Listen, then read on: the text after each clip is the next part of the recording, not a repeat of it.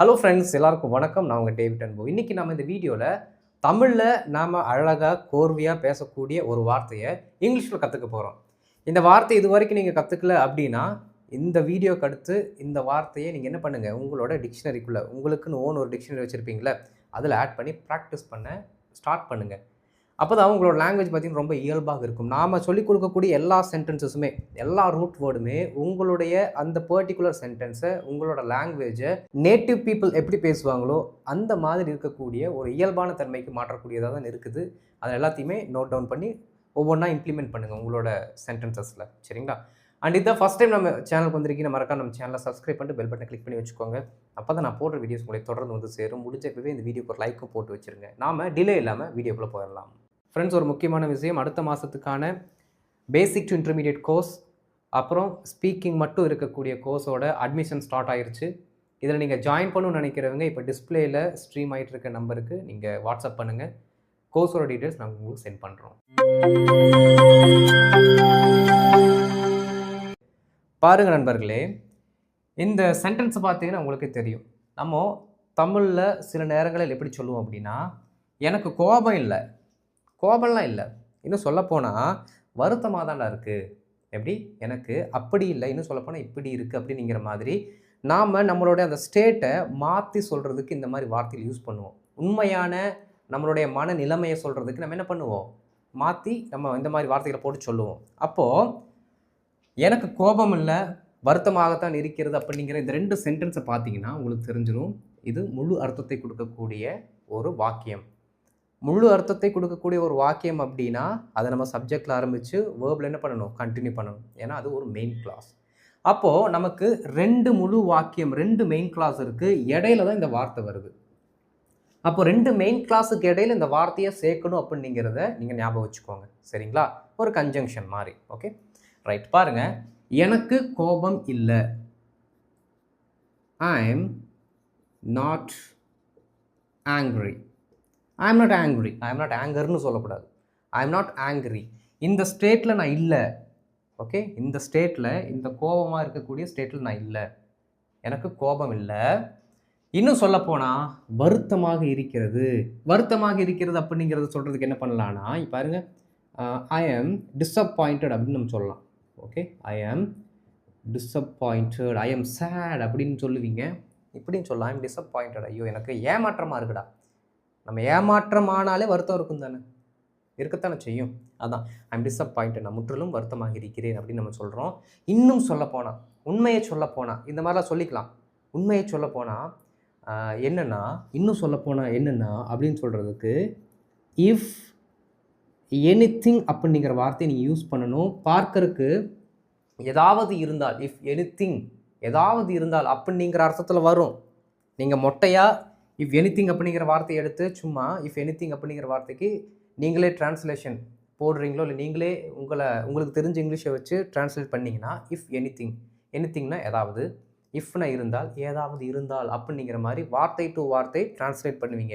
அது தப்பு. அப்போ நீங்கள் ஒன்று புரிஞ்சுக்கணும், இந்த இஃப் எனிதிங் அப்படிங்கிற வார்த்தை வந்துச்சுன்னா சொல்லப்போனால், உண்மையை சொல்லப்போனால் அப்படிங்கிற அர்த்தத்தில் வரும் அப்படிங்கிறத நீங்கள் இன்றைக்கே நோட் பண்ணி வச்சுக்கோங்க. புரியுதுங்க நண்பர்களே? இந்த மாதிரி ஒரு சில தெரியாத வார்த்தைகள், அதாவது நமக்கு தெரியும் அப்படின்னு நினச்சி ஒரு சில வார்த்தைகளை வேறு அர்த்தத்தோடு நம்ம ப்ராக்டிஸ் பண்ணுவோம் பார்த்தீங்களா, அதுதான் நம்மளோட லாங்குவேஜே ஒரு கன்ஃபியூஷன் ஸ்டேட்டுக்கு கொண்டு போகிறது. புரியுதுங்களா? அதனால் கரெக்டாக என்ன அர்த்தத்தை கொடுக்குது அப்படிங்கிற புரிஞ்சு வச்சுக்கிட்டு ப்ராக்டிஸ் பண்ண நல்லது.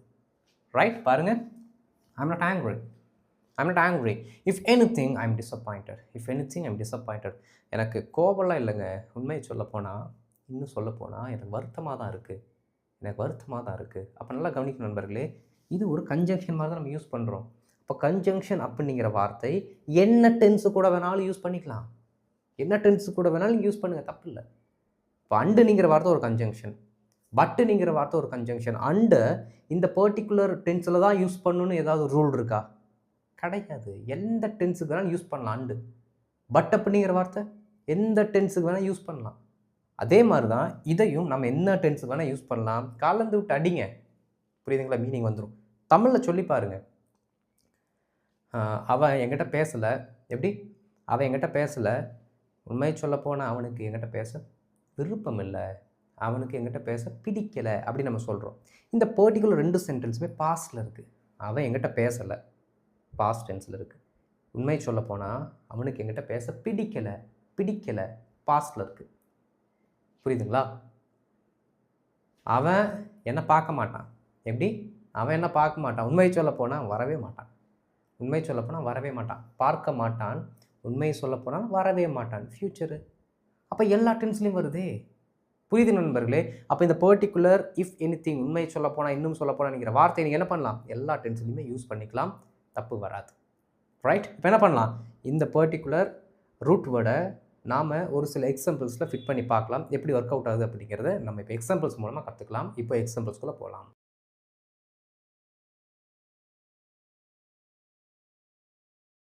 இப்போது ஃபஸ்ட்டு செட் ஆஃப் எக்ஸாம்பிள்ஸ் பார்க்கலாம்.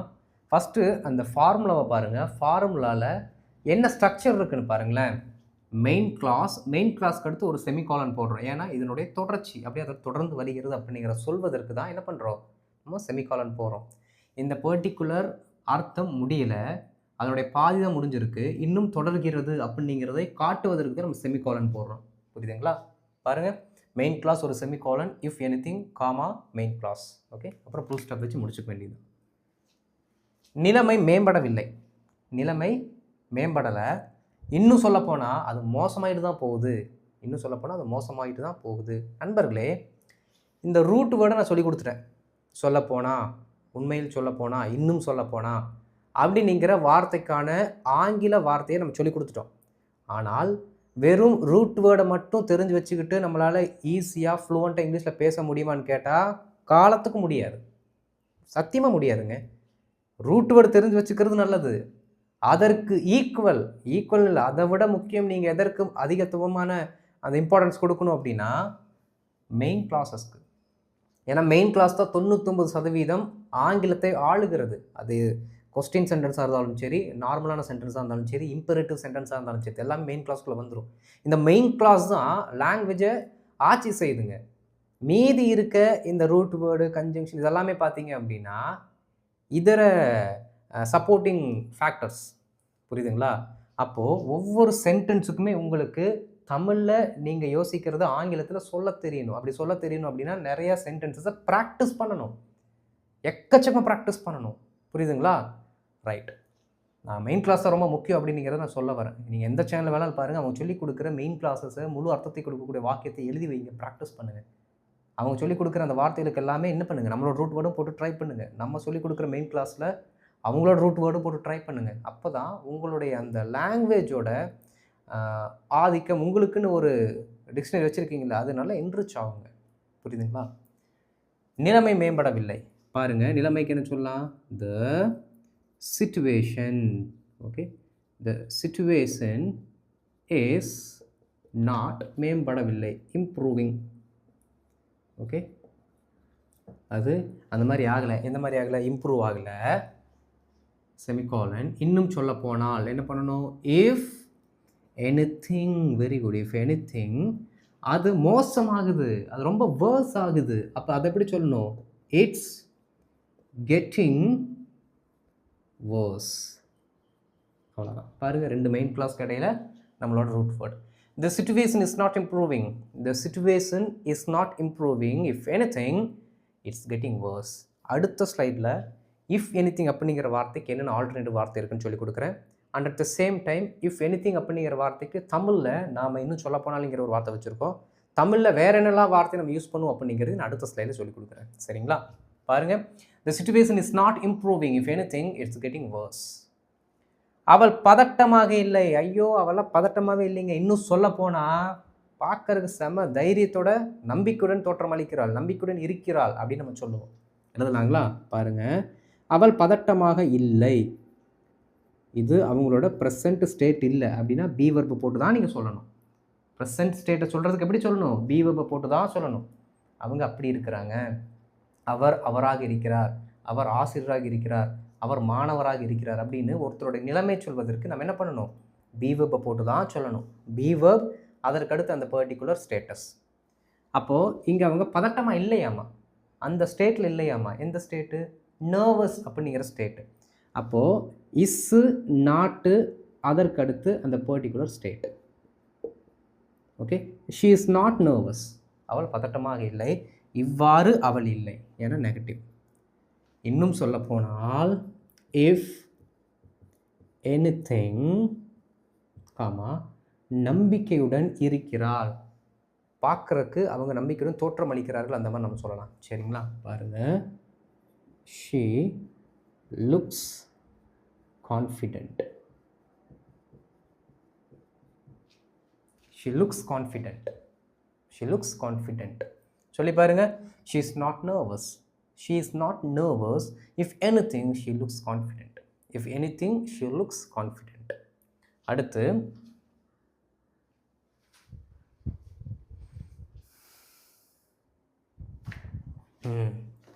அடுத்து இந்த விதி நமக்கு உதவாது, இது நமக்கு ஹெல்ப் பண்ணாதுடா, இந்த ரூல் நமக்கு ஹெல்ப் பண்ணாது, உண்மையில் பிரச்சனை தான் ஏற்படுத்தும். பாருங்க, திஸ் ரூல் நமக்கு உதவாது, won't help us, அவ்வளோதான்.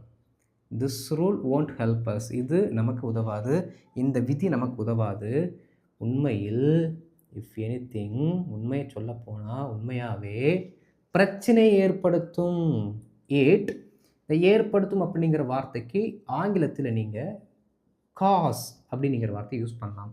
சரிங்களா, ஆனால் ஏற்படுத்தும்ங்கிற வார்த்தை எப்படி இருக்குது, ஃப்யூச்சரில் இருக்குது. அப்போ என்ன பண்ணணும் அப்படின்னா இட் வில் காஸ் அப்படின்னு சொல்லுங்கள். Okay, it will cause the problem. Okay, ஏற்படுத்தும் அப்படின்னா இட் காசஸ், சிம்பிள் ப்ரெசன்ட்டில் சொல்லும் பொழுது. ஃப்யூச்சரில் சொல்லும் பொழுது இட் வில் காஸ். புரியுதுங்களா? ரைட், பாருங்கள், this rule won't help us, this rule won't help us, if anything it will cause the problem, it will cause the problem, right? அவன் உன்னை மறக்கலை, உண்மையில் நன்றாக நினைவில் வைத்திருக்கிறான். நினைவில் வைத்திருக்கிறான்னா உன்னை நினச்சிக்கிட்டே இருக்கான் அப்படின்னு அர்த்தம். எப்படி, அவன் உன்னை மறக்கவில்லை, he மறக்கவில்லை.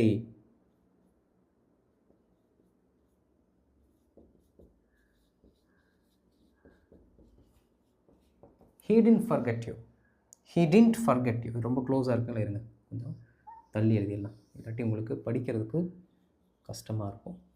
இப்போ பாருங்கள், இப்போ கிளியராக இருக்கா? he didn't forget you, அவன் ஒன்றும் மறக்கலை, உண்மையில் if anything நன்றாக நினைவில் வைத்திருக்கிறான், he remembers you well. அவ்வளோதான். he didn't forget you, அவன் ஒன்றும் மறக்கலை, உண்மையை சொல்ல போனால் இன்னும் நல்லா ஞாபகம் வச்சுருக்கான், இன்னும் ஒன்று நினச்சிக்கிட்டு இருக்கான். பாருங்கள், he remembers you well, he remembers you well. சேர்த்து சொல்லுங்கள், he didn't forget you. இங்கே பாஸ்ட்டு, அந்த பக்கம் ப்ரெசண்ட்டு, ஆனால் மீனிங் வருது. புரியுதுங்களா? அப்போ தமிழில் நீங்கள் என்ன சென்டென்ஸை சொல்லும் பொழுது அர்த்தம் வருது அப்படிங்கிறத நோட் பண்ணுங்கள். ஏன்னா தமிழில் நாம் ஒரு சென்டென்ஸை சொன்னோம் அப்படின்னா அந்த சென்டென்ஸுக்கு அர்த்தம் இருக்கா இல்லையாங்கிறத நம்ம ஈஸியாக புரிஞ்சுக்குவோம். அப்படி நீங்கள் தமிழில் ஒரு சென்டென்ஸ் சொல்லும்பொழுது அந்த சென்டென்ஸ் கரெக்டாக லாஜிக்காக இருக்கா, மீனிங்கை கன்வே பண்ணுதா அப்படின்னு பாருங்கள். அது மீனிங்கை கரெக்டாக கன்வே பண்ணி லாஜிக்காக அந்த சென்டென்ஸ் இருக்குன்னா 100% அந்த பர்டிகுலர் சென்டென்ஸை நீங்கள் அப்படியே அந்த டென்ஸுக்கு ஏற்ற மாதிரி இங்கிலீஷில் மாற்றிக்கலாம். புரியுதுங்களா? Right. he didn't forget you, if anything he remembers you well, he remembers you well. if anything அப்படின்னா உண்மையை சொல்ல போனால், இன்னும் சொல்ல போனால் உண்மையில் அப்படிங்கிற மாதிரி அர்த்தத்தை கொடுக்குது. ஓகே, நல்லா ஞாபகம் வச்சுக்கோங்க. இன்னும் ஒரு சில எக்ஸாம்பிள்ஸ் பார்க்கலாம்.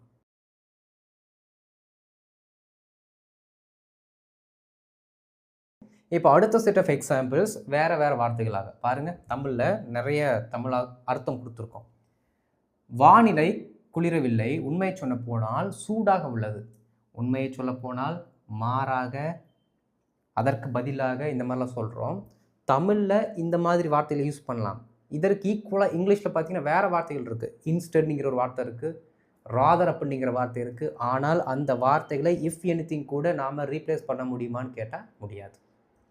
ஏன்னா இஃப் எனிதிங் அப்படிங்கிற வார்த்தையோட யூசேஜ் வேறு, இன்ஸ்டெட் அப்படிங்கிற வார்த்தையோட யூசேஜ் வேறு. இந்த இஃப் எனிதிங்ங்கிற வார்த்தை என்ன பண்ணும் அப்படின்னா இந்த பர்டிகுலர் சென்டென்ஸில் இருக்க ஒரு எதிர்பார்ப்பை அது மாற்றிடும். எப்படி எதிர்பார்ப்பை மாற்றும் பாருங்கள். வானிலை குளிரவில்லை, இது வந்து ஒரு எதிர்பார்ப்பு. நாம் என்ன பண்ணிட்டு இருந்தோம்னா, இப்போ ஊட்டிக்கு போகிறோன்னு வச்சுக்கோங்களேன், இல்லை கொடைக்கானலில் போகிறோன்னு வச்சுக்கோங்களேன், நம்ம என்ன பண்ணுவோம், எதிர்பார்ப்போடு போவோம்.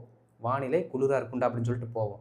அங்கே போனால் தான் தெரியுது, டே வானிலை குளிராக இல்லை, உண்மை சொல்லப்போனால் சூடாக இருக்குது. எதிர்பார்ப்பை அது என்ன பண்ணுது, உடைக்குது. ஆனால் இந்த இன்ஸ்டெட் அப்புறம் இன்னொரு என்ன வார்த்தை, ராதர்ங்கிற வார்த்தைகள் என்ன பண்ணும் அப்படின்னா, குறிப்பாக சொல்லப்போனால் அந்த இன்ஸ்டெட்ங்கிற வார்த்தை ஆக்ஷனை ரீப்ளேஸ் பண்ணும். ஃபார் எக்ஸாம்பிள், அவன் எனக்கு கூப்பிடல, பதிலாக அவன் மெசேஜ் பண்ணான். ஆக்ஷனை ரீப்ளேஸ் பண்ணுது. புரியுதுங்களா? இது எதிர்பார்ப்பை உடைக்குது, அது ஆக்ஷனை ரீப்ளேஸ் பண்ணுது. அதனால ரெண்டுத்தையுமே ஒரே இடத்துல ஒரே மீனிங்கில் போட்டிங்க அப்படின்னா மீனிங் வராது. ஒரு எதிர்பார்ப்பு இருக்குது, அந்த எதிர்பார்ப்பை நாம் உடைக்கிறோம், அந்த எதிர்பார்ப்பு அப்படி நடக்கலை அப்படிங்கிற சொல்கிறதுக்கு இஃப் எனிதிங் அப்படிங்கிற வார்த்தையை யூஸ் பண்ணுறோம். அதான் நீங்கள் மறந்துடாதீங்க. ஏன்னா தமிழில் இந்த வார்த்தையில் நான் சொல்லும் பொழுது ஆட்டோமேட்டிக்காக உங்களோட மைண்ட் அங்கே போகும். இன்ஸ்டெட் அப்படிங்கிற ஒரு வார்த்தை இருக்குது, அதை யூஸ் பண்ணலாமே அப்படின்னு போகும். வேண்டாம். சரிங்களா? வாங்க இப்போ வானிலை குளிரவில்லை. வானிலை குளிரவில்லை. பாருங்க, வானிலைன்னு என்ன, த வெதர் குளிரவில்லை, இஸ் நாட் கெட்டிங் கூலர். அவ்வளோதான். இந்த வார்த்தையில் நீங்கள் தெரிஞ்சு வச்சுருக்கணும். புரியுதுங்களா? எப்படி, the weather is not getting cooler. அப்பாடா இப்போ நான் குளிராக இல்லை, இட் இஸ் நாட் கோல்டு அப்படின்னு கூட சொல்லிக்கலாம், மீனிங் வந்துடும். சரிங்களா? பாருங்கள், the weather is not getting cooler, வானிலை குளிரவில்லை. சொல்லப்போனால் இஃப் எனிதிங் சூடாக உள்ளது, இட்ஸ் ஹாட்டர். அவ்வளோதான். It's hotter. சொல்லி பாருங்க, the weather is not getting cooler, the weather is not getting cooler, if anything it's hotter. அவன் மறுக்கவில்லை, மாறாக மறைமுகமாக ஒப்புக்கொண்டான். அவன் மறுக்கவில்லை, அந்த வேலையை அவன் செய்யவில்லை. he didn't deny. அவன் மறுக்கவில்லை, மாறாக அந்த எக்ஸ்பெக்டேஷனை உடைக்கிறோம். என்ன பண்ணானாமா, மறைமுகமாக ஒப்புக்கொண்டான். he admitted நீங்கள் சொல்லணும் ஒப்புக்கொண்டதுக்கு. he admitted it மறைமுகமாக, indirectly. எல்லாமே புது புது மெயின் கிளாஸஸாக இருக்குது, நல்லா ப்ராக்டிஸ் பண்ணிக்கோங்க. ஓகே, he didn't deny itன்னு சொன்னாலும் கரெக்டு தான். அவன் அதை மறுக்கவில்லை. he didn't deny it. if anything he admitted it indirectly. he didn't deny it. if anything he admitted it indirectly. கடந்த காலத்தில் அவன் அந்த செயலை செய்யவில்லை, அதனால டின்ட்டு நம்ம சொல்கிறோம். டின்ட்டு நான் சொல்லலை, டின்ட்டு தான் சொல்கிறேன், நீங்களும் டின்ட்டு தான் சொல்லணும். ரைட்? இந்த ஃபோன் மலிவாக இல்லை. இந்த ஃபோன் வந்து சீப்பெல்லாம் கிடையாது. This phone is not cheaper. Okay, this phone is not cheaper. மாறாக இஃப் எனிதிங், அதிக விலடாலே ரொம்ப ஓவர் விலை வைக்கிறாங்க அப்படின்னா இட்ஸ் ஓவர் ப்ரைஸ்ட். அவ்வளோதான். ரொம்ப விலை வச்சுருக்காங்களா, ரொம்ப விலை ஜாஸ்தியாக இருக்குது அப்படின்னா இட்ஸ் ஓவர் ப்ரைஸ்ட். விலை அதிகமாக வைத்திருக்கிறார்கள், அதோட விலை ரொம்ப அதிகமாக இருக்குது அப்படின்னு நீங்கள் சொல்கிறீங்க அப்படின்னா இட்ஸ் ஓவர் ப்ரைஸ்டுன்னு சொல்லுங்கள். புரியுதுங்களா? பாருங்கள், this phone is not cheaper, if anything it's over prized. அதாவது நம்ம விலை வந்து கம்மியாக இருக்கும் அப்படின்னு நினச்சிட்டு போகிறோம், கடைசியில் பார்த்தா கம்மி விலை இல்லைடா, ரொம்ப அதிகமாக இருக்குடா. கூட்டமே இருக்காதுன்னு நினச்சி போகிறோம்டா, பார்த்தா கூட்டம் இருக்குடா. எதிர்பார்ப்பு உடையுதுங்க. புரியுதுங்களா? ரைட். விமர்சனம் எங்களை உடைக்கவில்லை. எல்லோரும் நினச்சாங்க கிரிட்டிசிசமெல்லாம் எங்களை உடைச்சிடும் அப்படின்ட்டு. அப்படிலாம் இல்லைங்க. அந்த எதிர்பார்ப்பை தவிடு பொடியாக்கி அதை எங்களை என்ன பண்ணுது, ஊக்கப்படுத்தியது, உற்சாகப்படுத்தியது அப்படின்னு நம்ம சொல்கிறோம். பாருங்கள், விமர்சனம் அப்படின்னா இங்கே எழுதிடலாம், the criticism. Okay, the criticism எங்களை உடைக்கவில்லை. அப்போது didn't break us. Okay, if anything, மாறாக, அதற்கு பதிலாக அது என்ன பண்ணுச்சுன்னா எங்களுக்கு ஊக்கம் அளித்தது. It motivated as.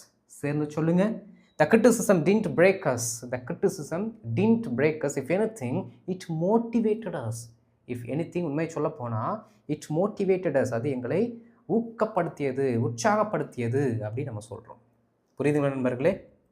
அடுத்து பாருங்கள், இதற்கெல்லாம் அவங்க கோவப்படக்கூடாது. உண்மை சொல்ல போனால் நன்றி தான் சொல்லணும். ஏன்டா இதுக்கு கோவப்படுறாங்க, இதுக்கெல்லாம் கோவப்படக்கூடாதுடா. உண்மை சொல்ல போனால் நன்றி சொல்லணும். பாருங்க, தே ஷுட்ன்ட் அப்படின்னா should not. Okay, they should not get angry for this. Okay, they should not get angry for this. உண்மையில் if anything நன்றி கூற வேண்டும். பாருங்க, they should be thankful. அவங்க நன்றி கூற வேண்டும் அப்படின்னா உடனே நீங்கள் எப்படி தெரியுமா ட்ரான்ஸ்லேட் பண்ணுவீங்க? they should say thank you, they should say thank you always. இந்த மாதிரி என்ன பண்ணுவீங்கன்னா ட்ரான்ஸ்லேட் பண்ணுவீங்க. வேண்டாம், நன்றி கூற வேண்டும், should be thankful, must be thankful சொல்லிக்கலாம், தப்பு இல்லை. சரி பாருங்க, they should not get angry for this. If anything they should be thankful. They should not get angry for this. If anything they should be thankful. ஐயோ இதுக்கெல்லாம் கோபப்படக்கூடாதுடா. உண்மையா என்ன பண்ணணும்? உண்மையை சொல்ல போனால் அவங்க இதுக்கு நன்றி சொல்லணும், நன்றி விசுவாசத்தோடு இருக்கணும் அப்படிங்கிற மாதிரி சொல்கிறதுக்கு நம்ம இந்த சென்டென்ஸ் சொல்லணும். புரிஞ்சுதுங்களா? ஈஸி தானே, ரொம்ப ரொம்ப ஈஸி தானே. இங்கிலீஷ் ரொம்ப கஷ்டம், காம்ப்ளிகேட்டடான லாங்குவேஜ் அப்படின்னு நீங்கள் நினச்சிங்கன்னா அது கிடையாது. அது உண்மையாலுமே ஒரு டுபாக்கூர் லாங்குவேஜ். கற்றுக்கிட்டோம் அப்படின்னா ஒன்றுமே கிடையாது. புரியுதுங்களா? ஸோ நல்லா என்ன பண்ணுங்கள், இந்த வார்த்தையை நல்லா ப்ராக்டிஸ் பண்ணுங்கள். நிறைய எக்ஸாம்பிள்ஸ் பாருங்கள் ஃப்ரெண்ட்ஸ், அதுதான் ரொம்ப ரொம்ப முக்கியம். அப்போ தான் இதோட தெளிவு உங்களுக்கு இன்னும் கிடைக்கும். நான் ஒரு 10 to 15 மினிட்ஸில் இந்த கான்செப்ட் உங்களுக்கு சொல்லி கொடுத்துட்டு போயிடுறேன். நான் ஒரு கிளாரிட்டி உங்களுக்கு கொடுத்துட்டு போயிடுறேன். ஆனாலும் நீங்கள் தனிப்பட்ட முறையில் ப்ராக்டிஸ் பண்ணால் மட்டும்தான் நெக்ஸ்ட் லெவலுக்கு போக முடியும். சரிங்களா? ரைட், இந்த வீடியோ பிடிச்சிருந்துச்சுன்னா மறக்காமல் லைக் பண்ணிட்டு மற்றவங்களுக்கு ஷேர் பண்ணுங்கள். அண்ட் இதான் ஃபஸ்ட் டைம் நம்ம சேனலுக்கு வந்திருக்கீங்கன்னா நம்ம சேனலை சப்ஸ்கிரைப் பண்ணிட்டு பெல் பட்டன் கிளிக் பண்ணி வச்சுக்கோங்க. அப்போ தான் நான் போடுற வீடியோஸ் உங்களை தொடர்ந்து சேரும். நாம் அடுத்த வீடியோவில் ஒரு சூப்பரான டாப்பிக்கில் மீட் பண்ணலாம். அது வரைக்கும் இந்த பர்டிகுலர் டாப்பிக்கை நல்லா ப்ராக்டிஸ் பண்ணிகிட்ருங்க. தேங்க்யூ.